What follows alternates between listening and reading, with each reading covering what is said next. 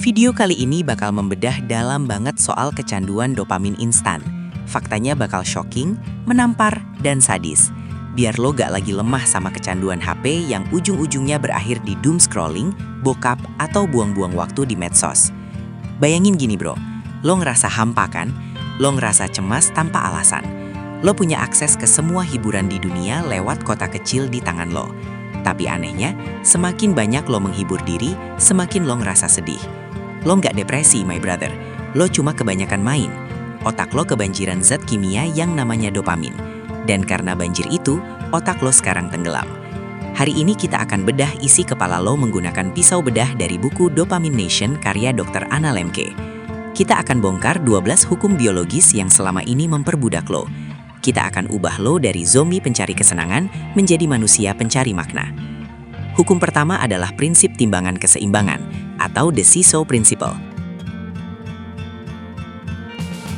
Dengerin ini baik-baik, karena ini bakal nampar lo keras banget. Otak lo memproses rasa sakit dan rasa senang di tempat yang sama. Mekanismenya kayak timbangan jungkat-jungkit. Kalau lu neken sisi kesenangan terlalu kuat, timbangannya bakal miring. Lu senang sesaat pas nonton atau makan gula, tapi otak lo punya mekanisme pertahanan diri. Itu sebabnya setelah lo maraton main game atau scrolling sosmed berjam-jam, lu nggak ngerasa bahagia, lu malah ngerasa hampa. Lu ngerasa cemas, lu ngerasa sakit. Secara mental itu bukan kebetulan. Itu adalah otak lo yang lagi ngehukum lo karena lo kebanyakan senang-senang. Semakin sering lu ngejar kesenangan instan, semakin berat otak lo neken sisi rasa sakit. Akhirnya timbangan lo rusak. Lo jadi ngerasa sakit terus-terusan padahal lo nggak ngapa-ngapain. Ini yang disebut defisit dopamin kronis. Tugas lo mulai hari ini adalah sadari timbangan itu. Berhenti neken sisi kesenangan secara berlebihan. Biarkan timbangan lo balik seimbang. Rasakan rasa sakit akibat penarikan itu. Jangan lari. Itu tandanya otak lo lagi nyembuhin diri. Hukum kedua adalah jebakan menginginkan bukan menyukai, atau wanting versus liking. Lu pikir lu suka scrolling TikTok, lu pikir lu suka nonton konten dewasa. Salah besar. Lu nggak suka aktivitas itu, lu cuma kecanduan proses mengejarnya. Dopamin bukan zat kebahagiaan, dopamin adalah zat motivasi. Dia tugasnya bikin lo pengen, dia janjiin lu surga, tapi pas lo dapat, lu cuma dikasih neraka. Coba jujur sama diri lo sendiri. Pas lo udah selesai nonton video jorok itu, apa lo ngerasa puas? Enggak, lo ngerasa jijik, lo ngerasa kosong. Tapi anehnya 5 menit kemudian lo pengen lagi. Itu adalah tipuan dopamin. Dia bikin lo menginginkan sesuatu yang sebenarnya nggak lo sukai. Lo ngejar hantu. Analogi sederhananya kayak keledai yang ngejar wortel yang digantung di depan mukanya. Dia lari terus sampai mati tapi nggak pernah dapat wortelnya. Lo adalah keledai itu. Mulai sekarang, bedain antara apa yang lu butuh dan apa yang cuma lu pengen. Kalau lu ngerasa pengen banget buka HP, tanya sama diri lu. Gua beneran suka atau gua cuma lagi disetir sama zat kimia di otak gua? Ambil kendali, jangan jadi keledai. Hukum ketiga adalah toleransi atau the tolerance effect. Ingat, pertama kali lu minum kopi. Segelas aja jantung lo udah deg-degan dan lu melek seharian. Tapi sekarang, 5 gelas pun lu masih ngantuk. Itu namanya toleransi. Otak lu pintar. Kalau lu terus-terusan ngebom dia pakai dopamin tinggi, dia bakal nutup reseptornya. Dia bakal jadi kebal. Akibatnya apa? Hal-hal sederhana jadi nggak menarik lagi buat lo. Ngobrol sama temen jadi bosenin. Lihat pemandangan jadi biasa aja. Baca buku jadi nyiksa. Kenapa? Karena hal-hal itu dopaminnya rendah. Lo butuh stimulus yang makin ekstrim cuma buat ngerasa normal. Lo butuh video yang lebih kasar, lo butuh game yang lebih cepat, lo butuh gula yang lebih banyak.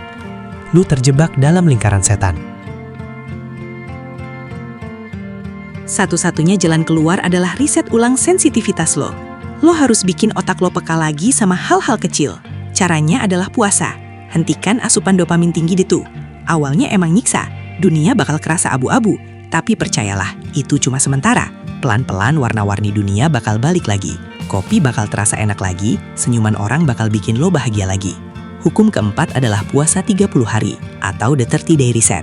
Dr. Anna Lembke nemuin fakta kalau butuh waktu rata-rata 30 hari buat otak manusia ngeriset ulang keseimbangan dopaminnya. Kalau lo cuma berhenti sehari atau 2 hari itu percuma. Gremlin di otak lo masih hidup, mereka masih nungguin lo lengah. lo harus komitmen penuh, 30 hari tanpa pornografi, 30 hari tanpa game online, atau 30 hari tanpa gula. Pilih satu racun utama lo. Minggu pertama bakal jadi neraka. Lo sakau, lo bakal marah-marah, lo bakal gak bisa tidur. Minggu kedua, rasa sakitnya mulai turun, tapi rasa bosannya naik gila-gilaan. Minggu ketiga lo mulai ngerasain secercah cahaya. Pikiran lo mulai jernih. Minggu keempat, lo bakal ngerasa jadi manusia baru. Tugas lo adalah ambil kalender. Lingkari tanggal hari ini dan hitung 30 hari ke depan. Janji sama diri lo sendiri. Gua nggak akan nyentuh racun itu sampai tanggal ini. Anggap ini puasa wajib buat nyelamatin nyawa lo. Kalau lu gagal, ulang lagi dari hari pertama. Jangan kasih ampun. Hukum kelima adalah pengikatan diri atau self-binding. Lu nggak bisa ngandelin niat doang, alias willpower. Niat lo itu lemah. Niat lo itu gampang capek. Pas lo stres, niat lo bakal hancur lebur. Lo butuh strategi fisik buat nahan diri lo. Ini disebut strategi Ulysses. Di mitologi Yunani, Ulysses minta diikat di tiang kapal biar dia nggak loncat ke laut. Pas dengar nyanyian sirena yang memikat, lo juga harus ngikat diri lo. Bersulit akses lo ke sumber kecanduan. Buat batasan ruang. Jangan bawa HP ke kamar tidur atau kamar mandi. Taruh HP di ruang tamu pas malam.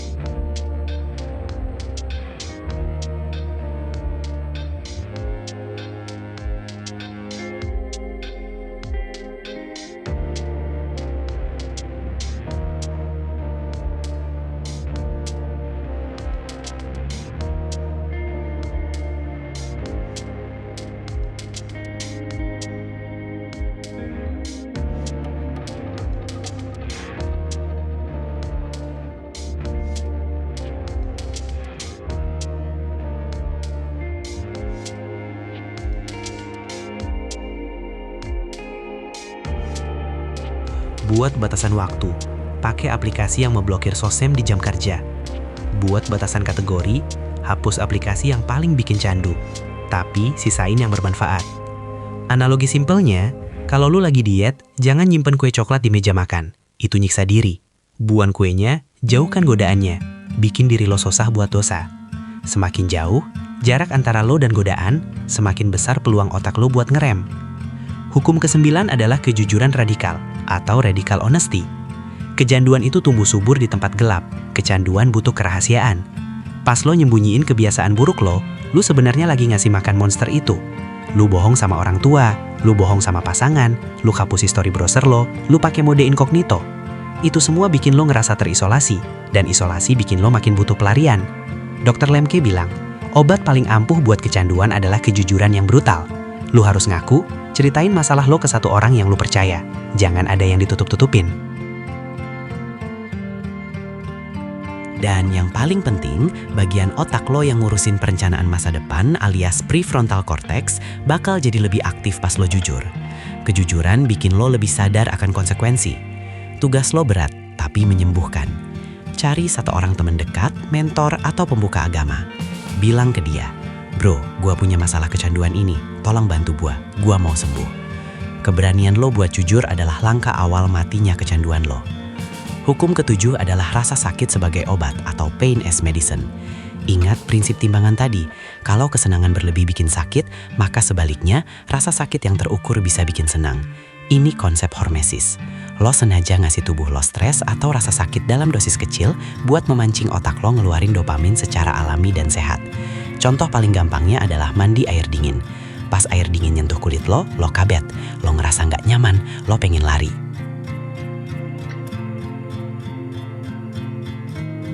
Tapi karena rasa sakit, itu otak lo reaksi dengan melepaskan endorfin dan dopamin buat nahan sakitnya.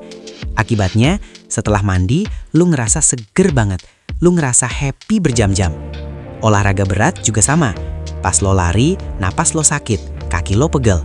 Tapi setelah lari, lo ngerasa euforia. Mulai hari ini, cari rasa sakit. Jangan lari dari ketidaknyamanan. Lari pagi, angkat beban berat, mandi air es, puasa makan. Jadikan rasa sakit sebagai sahabat lo. Pria sejati itu bukan yang hidupnya enak terus, tapi yang berani meluk rasa sakit buat jadi lebih kuat. Hukum ke-8 adalah merangkul kebosanan. Musuh terbesar generasi kita bukan perang, bukan kelaparan, tapi kebosanan. Kita takut banget bosan. Begitu nunggu lift 5 detik, kita buka HP. Begitu lampu merah, kita buka HP. Kita nggak tahan diam. Padahal kebosanan adalah pintu gerbang kreativitas. Kalau lo terus-terusan ngasih makan otak lo sama informasi sampah, otak lo nggak punya waktu buat mencerna.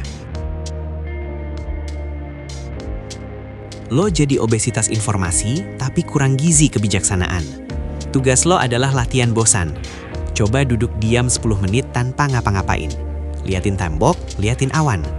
Awalnya lo bakal gelisah, tangan lo bakal gatel mau ngambil HP. Tahan, biarkan rasa bosan itu datang. Di balik rasa bosan itu ada ketenangan.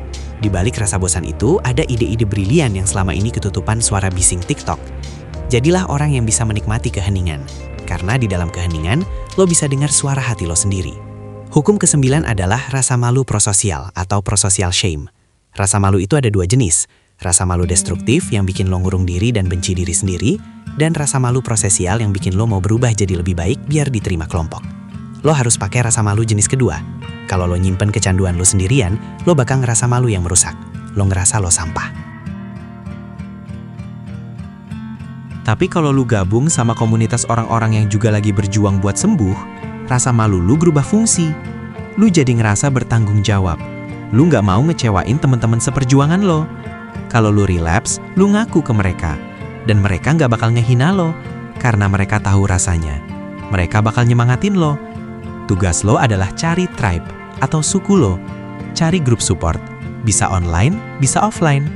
Jangan berjuang sendirian. Serigala yang sendirian gampang mati. Serigala dalam kawanan itu kuat. Gunakan tekanan sosial buat maksa diri lo jadi disiplin.